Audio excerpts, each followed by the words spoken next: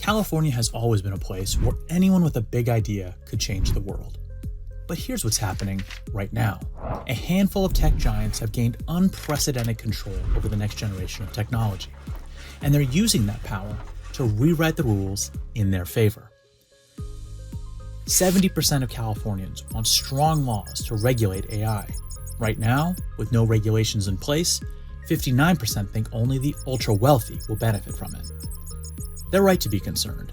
Here's the situation. To build AI, you need a few critical things: powerful chips, massive computing resources, huge amounts of data, cloud infrastructure, and the talent to bring it all together. A tiny handful of companies control nearly all of it. If you're an entrepreneur with a brilliant idea, you can't compete with them. You need their resources and their products just to get started. You're dependent on them from day one. This isn't the California dream of competition and innovation. This is a system where a few companies at the top decide who gets to build, what gets built, and who benefits. And that matters because this new, ultra-consolidated tech economy isn't just bad for innovation and competition.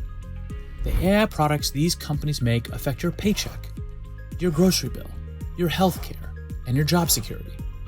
When Californians are asked what they want from AI, they talk about solving real problems: cheaper groceries, lower energy bills, better access to healthcare.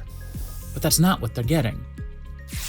Instead, AI is being used to manipulate the prices you pay for essentials, tracking your data to figure out exactly how much you're willing to spend.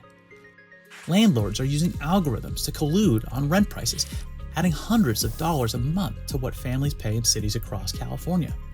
Price fixing that would be illegal if they did it in the boardroom flies under the radar because it's done by software. At work, the threat is even bigger. Companies are deploying AI explicitly to cut jobs and lower wages, and they're not shy about it. They market these tools as ways to eliminate positions and eke more productivity from fewer workers. And it's not just workers getting squeezed. California's state budget is now tied to the volatile finances of a tiny handful of AI companies, your retirement savings too. Over 80% of stock market gains in 2025 came from AI firms. And the new, hyper-concentrated tech economy, if a couple companies do well, billionaires get even richer. But when those companies do badly, we all do badly. When Californians say they're worried that only the wealthy will benefit from AI while everyone else pays the price, this is what they mean. So why is this happening? The companies building AI aren't asking, how can we solve people's problems? They're asking, how can we maximize profits and control markets? And the entire system is designed to help them do it. 70% of AI researchers now work for big tech instead of universities, because that's where the money is. The venture capital system pushes startups to grow rapidly or die trying, rather than build sustainable businesses that serve communities. The result? A narrow vision of AI, controlled by a handful of executives optimizing for their bottom line, not your well-being. But here's the good news. Californians can see through this. Californians don't trust big tech executives to do the right thing. They don't trust politicians who are bankrolled by the tech industry, and they're absolutely right to be skeptical. Californians want leaders to stand up to Silicon Valley and make sure technology serves working families, not just billionaires. And the appetite for change is bipartisan.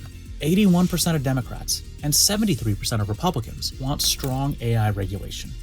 People aren't anti-technology. They just want technology that actually works for them. So what's the alternative? California has always thrived when we've set the rules to ensure competition, not monopoly.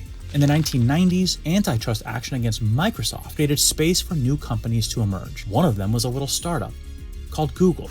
Now it's Google's turn to face accountability. And same for the other tech giants. California could update its laws to crack down on companies that use their dominance to crush competitors or gouge consumers. We could invest in public AI infrastructure like Cal Compute that gives researchers and startups public alternatives to big tech. Just as importantly, we could ensure that workers and communities, not just executives, have a say in how AI is developed and how it gets used in the workplace. And we can ensure that we transition to a new AI economy in a way that puts people first and doesn't result in tens of millions of jobs lost. Most of the world's largest AI developers are right here in California. That means this is where the future of AI will be decided. And our state's leaders are uniquely positioned to get this right. In one future, we continue down the current path. A few companies control AI, capture the wealth, and leave everyone else holding the bag when things go wrong.